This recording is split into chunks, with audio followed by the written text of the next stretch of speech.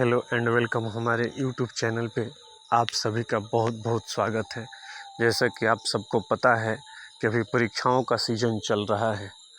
अभी बीपीएससी की एग्ज़ाम हुई है, फिर बीपीएससी शिक्षक भर्ती के लिए TRE 4 की परीक्षा होने वाली है। बिहार STET का फॉर्म भरा जा रहा है, उसकी भी परीक्षा होने वाली है।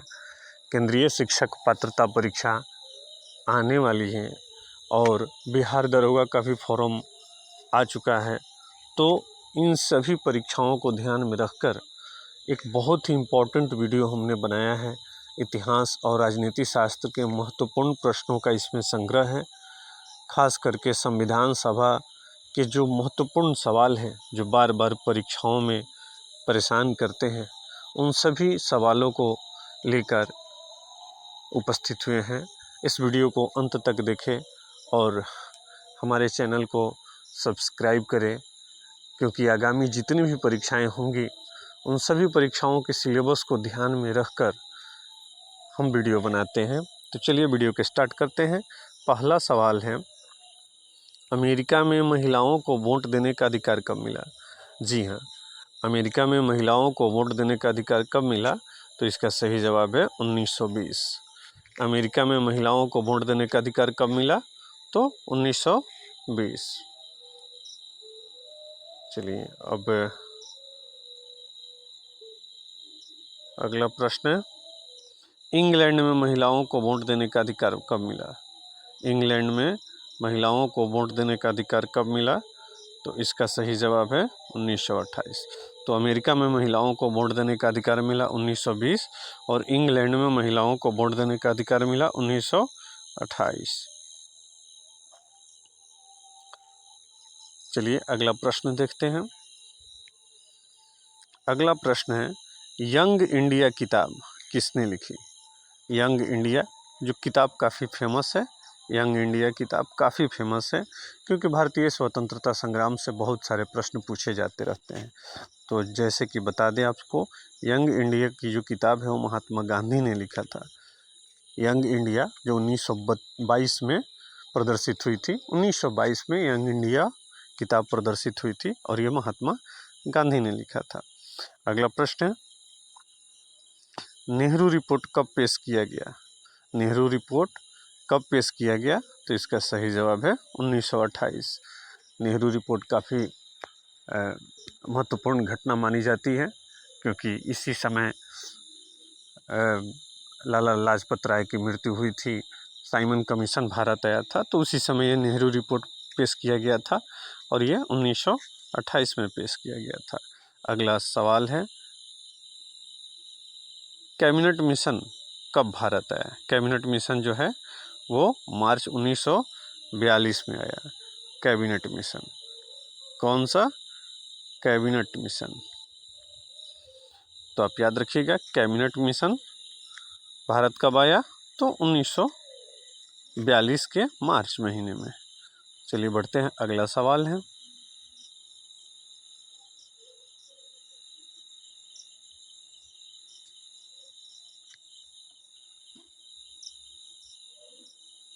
अगला सवाल है,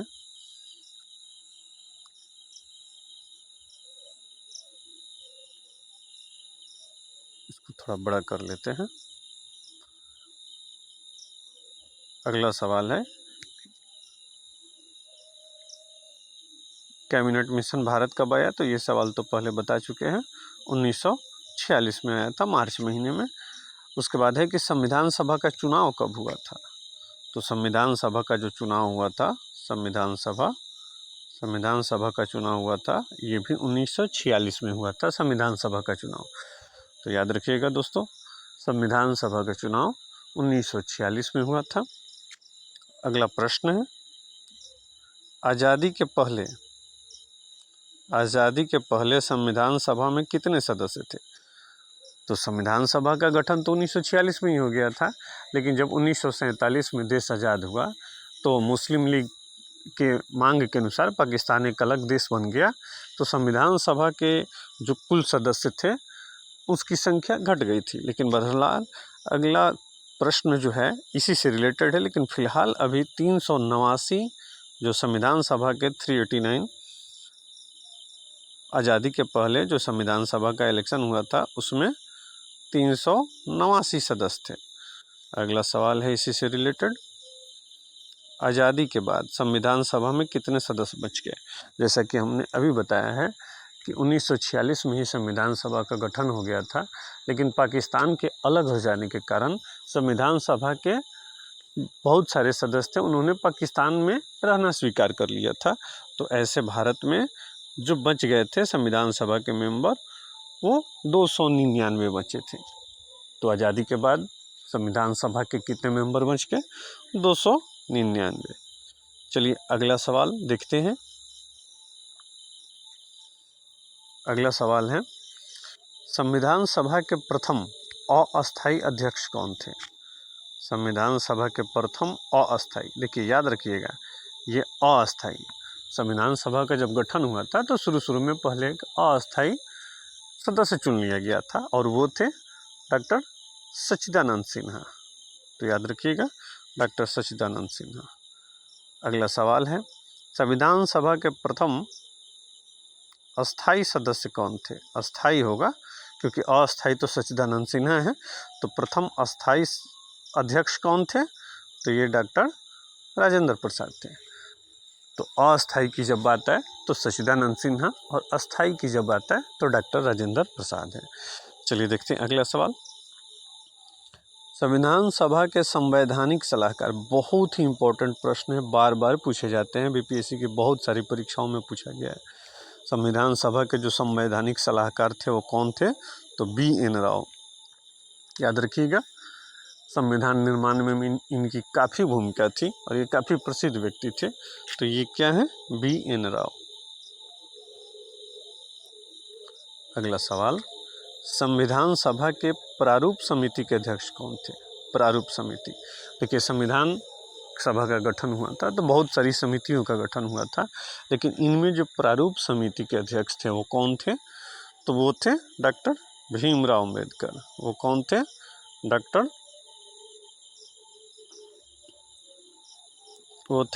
भीमराव अम्बेडकर। अगला सवाल है,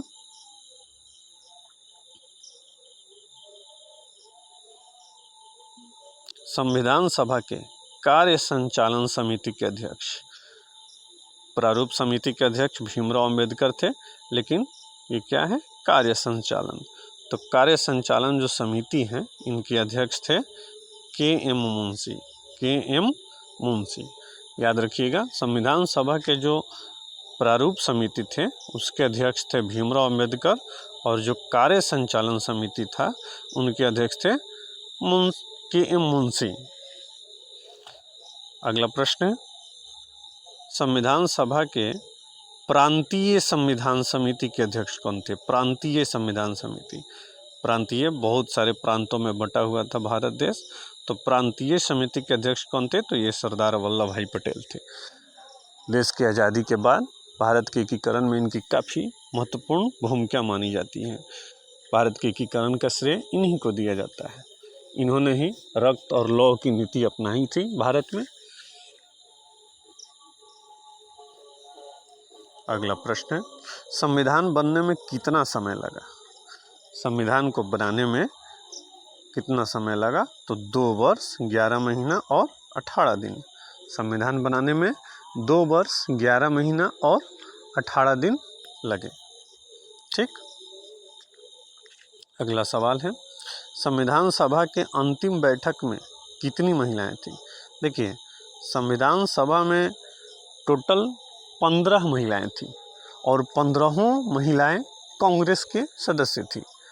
लेकिन जब संविधान सभा का आखिरी बैठक हुआ 24 जनवरी 1950 को, क्योंकि 26 जनवरी 1950 को तो संविधान लागू हुआ, तो 24 जनवरी 1950 को जो आखिरी बैठक हुई उसमें 8 महिलाएं थीं।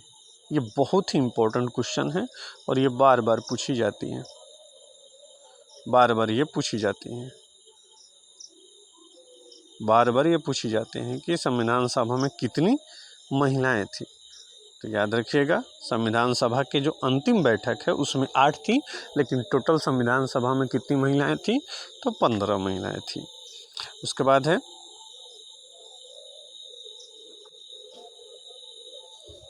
संविधान सभा के अंतिम बैठक में कुल कितने सदस्य थे? तो संविधान सभा के जो अंतिम बैठक है उसमें टोटल 284 सदस्य थे। संविधान सभा का जो आखिरी बैठक हुआ उसमें 284 सदस्य थे। और हमने बताया है कि संविधान सभा में टोटल कितने मेंबर थे? तो 389 थे आज़ादी के पहले, और आज़ादी के बाद 299 थे, और बाकी जो आखिरी बैठक हुई उसमें कितने मेंबर उपस्थित थे? तो 284 मेंबर उपस्थित थे। अगला प्रश्न है, हाँ जो हमने बताया वहीं फिर आ गया। संविधान सभा में कुल कितनी महिला सदस्य थी? तो 15। कितनी महिला सदस्य थी? तो 15। अच्छा, अगला प्रश्न है कि संविधान में कुल कितने भाग हैं? तो आप जान लीजिएगा, संविधान में कुल कितने भाग हैं? तो 22 भाग हैं। भारत के संविधान में 22 भाग हैं। अगला प्रश्न है, संविधान में कुल कितने अनुच्छेद हैं? तो संविधान में कुल 395 अनुच्छेद हैं, लेकिन उन अनुच्छेद को काउंट करिएगा तो वो 465 से अधिक अनुच्छेद हो जाते हैं। जैसे एक अनुच्छेद हैं और उस अनुच्छेद में बहुत सारे उपबंध जोड़े गए हैं। तो इस तरह से देखा जाए तो अनुच्छेद 395 है, लेकिन जब टोटल की गिनती की जाएगी तो कुल 465 है। अगला प्रश्न है, संविधान सभा में कितनी अनुसूचियां हैं? तो संविधान सभा में 22 अनुसूचियां हैं। तो आप याद रखिएगा कि संविधान सभा में 22 भाग और 12 अनुसूची, याद रखिएगा। चलिए देखते हैं अगला सवाल।